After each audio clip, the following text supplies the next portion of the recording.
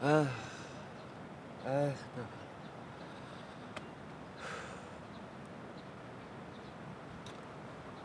이 어디로 취직해야 되노? 보자.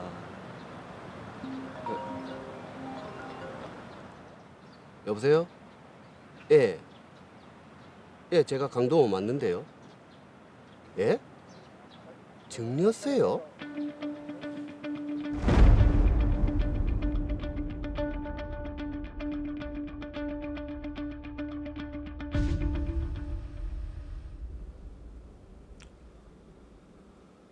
이번에 내가 업체를 하나 인수하려고 그러는데 이 세금 때문에 골치가 아파서 말이야.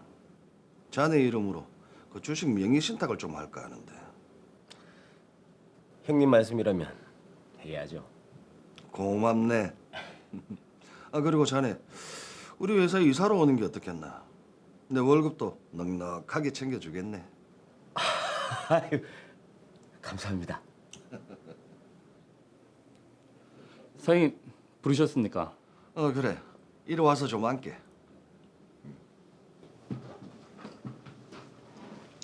이 사람 이름으로 명의 신탁을 좀 할까 하는데 얼마나 한 3,000주 정도 괜찮겠나? 명의신탁 계약서 작성해서 문제 없도록 하겠습니다. 그래. 자네가 알아서 처리해주게. 아 그리고 우리 박 이사님 방도 잘 좀 안내해드리고. 예, 알겠습니다.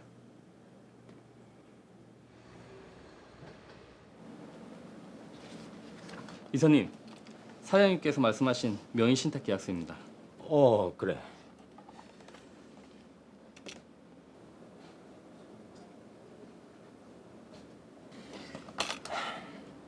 별 문제는 없겠지? 그럼요. 그나저나 안색이 안 좋아 보이십니다. 아, 내가 집안에 일이 좀 있어서 잠을 못 잤어. 약은 챙겨 드셨습니까? 약은 무슨 괜찮아? 약도 챙겨 드시고 건강도 잘 챙기십시오. 그래, 고맙네.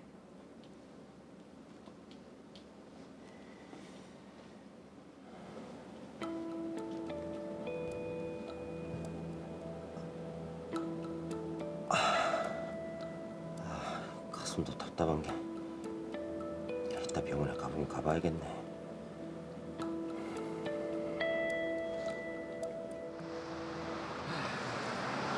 이제 이 사랑도 끝이구나.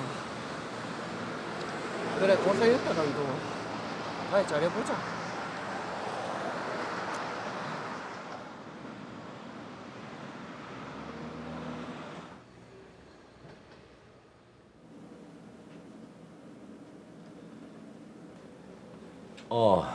자네 무슨 일인가?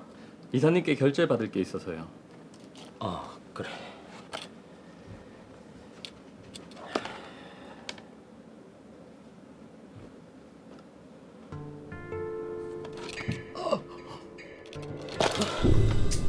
이사님! 이사님! 괜찮으십니까?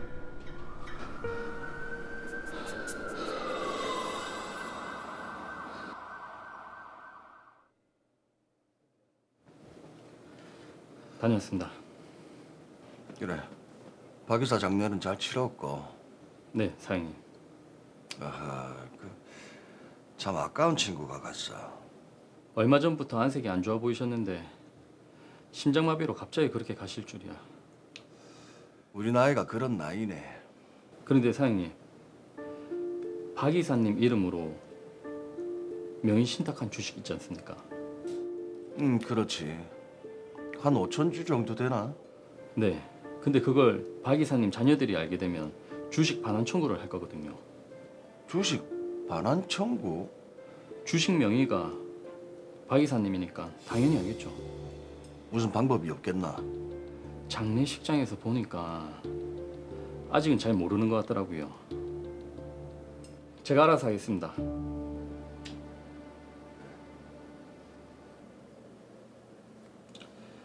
박 이사님 도장은 준비했고, 자, 주식양도 계약서 날짜는 돌아가시기 전날로 해서 됐다. 계약서 하나 보낼 테니까 법인세 서류 제출할 때 주식 변동 사항 명세서 작성해서 세무서에 제출해 주세요. 네네.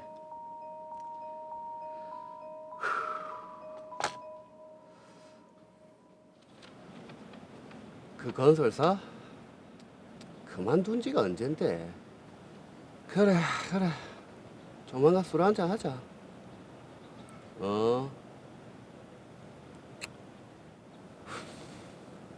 이 어디로 취직을 해야 되노?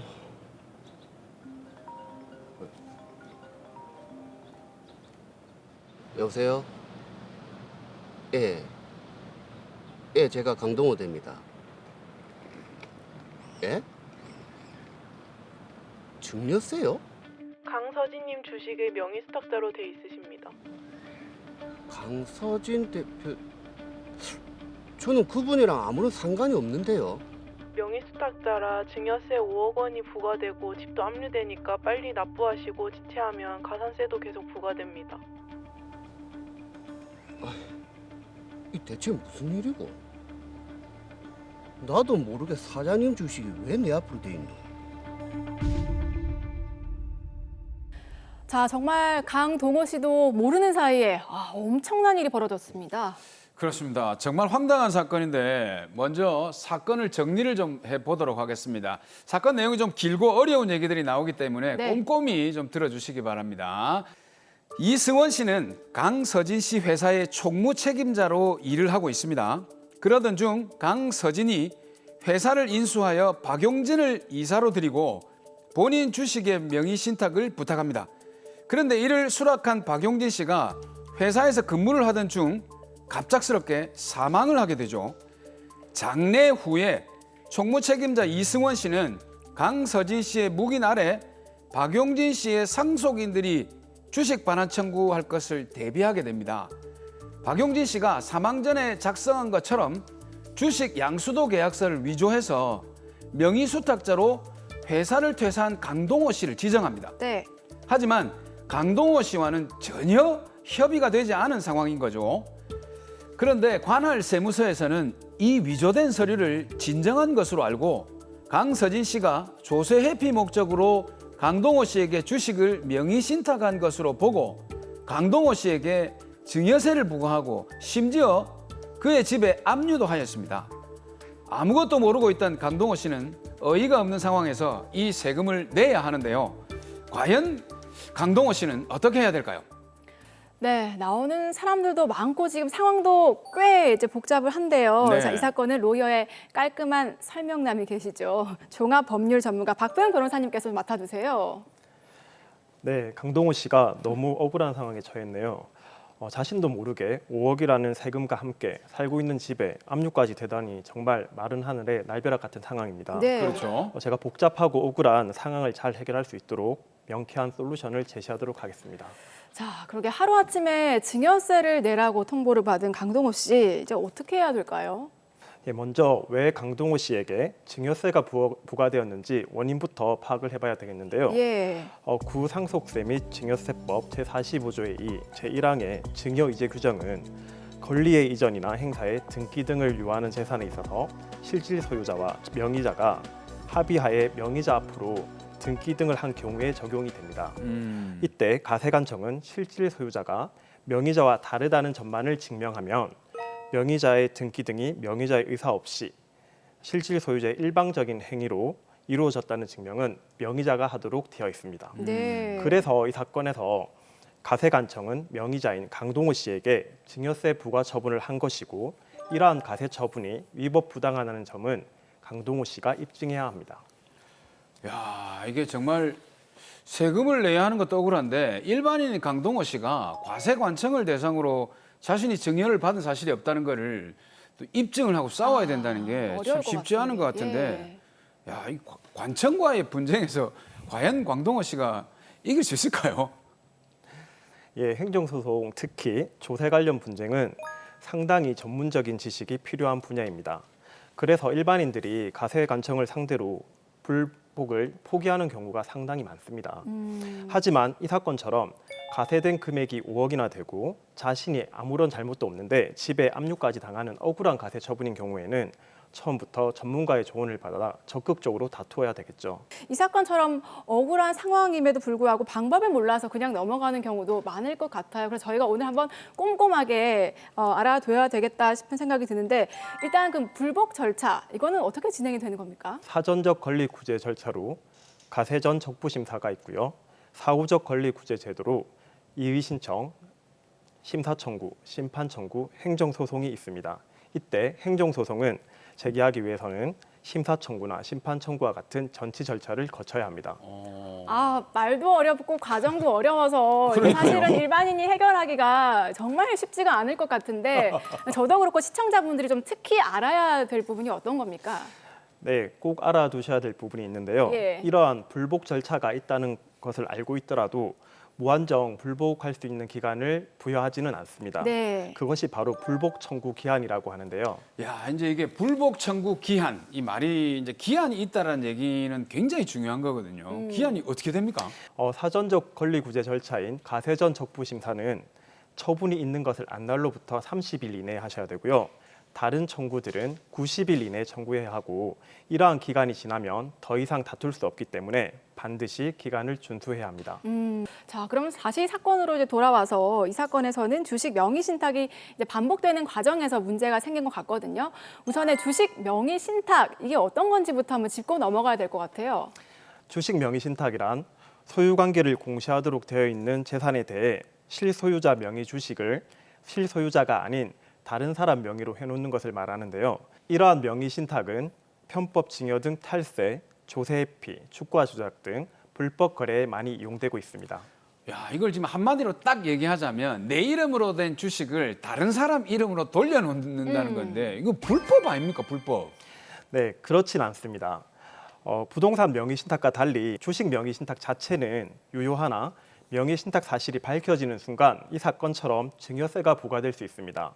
그래서 상속세 및 증여세법에서도 실소유자가 조세피 목적으로 명의만 다른 사람 앞으로 해두는 명의 신탁 행위를 효과적으로 방지하고 조세 정의를 실현하기 위해 증여이제 규정을 둔 것입니다. 네.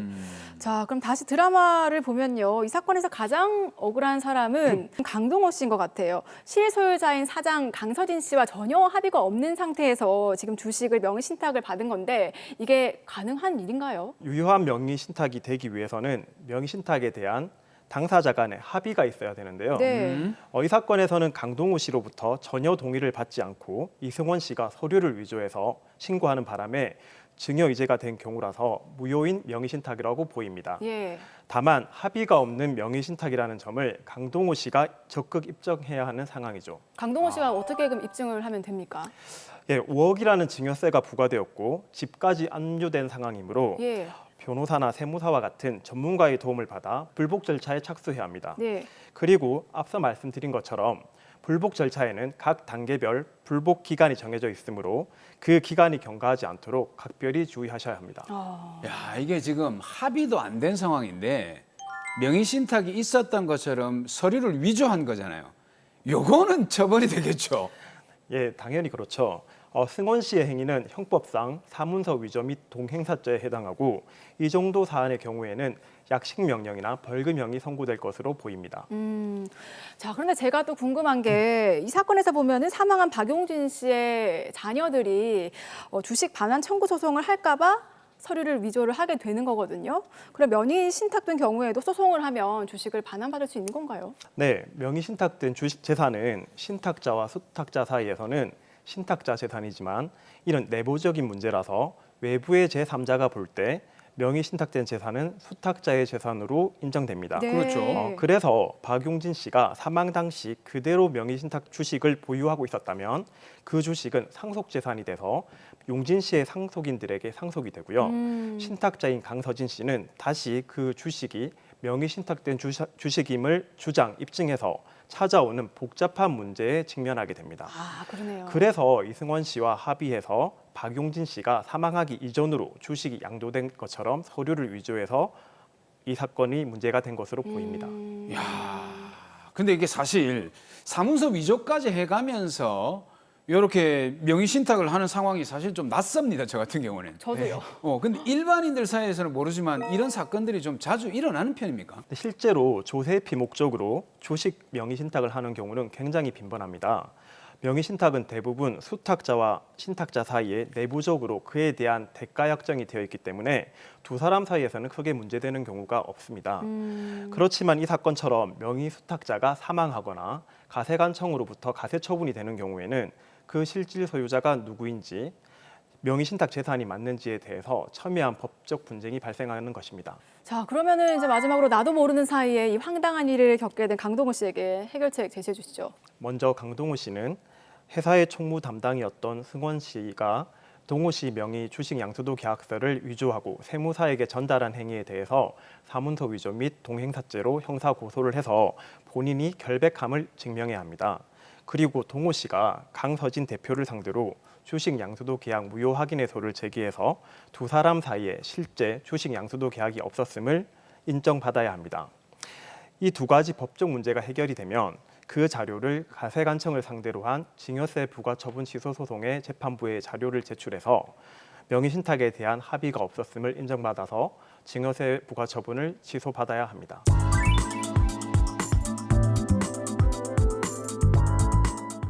네, 오늘 참 특히 복잡하고 어려웠던 사건들이었는데 한번 속 시원하게 해결을 해봤습니다. 저희 카카오톡 채널에서도요, 더 로이와 함께 하실 수 있으니까요. 친구 추가하시고 조금 더 쉽고 편안하게 저희와 함께 해주시기 바랍니다. 네, 오늘 준비한 내용은 여기까지고요. 저희는 다음 주에 더 재미있고 명쾌한 법 이야기로 찾아뵙도록 하겠습니다. 법대로 합시다! 내가 나를 모르는데 난들 너를 알겠느냐 한치 앞도 모두 몰라 판다면 재미없지 바람이 부는 날은 바람으로 비 오면 비에 젖어 사는 거지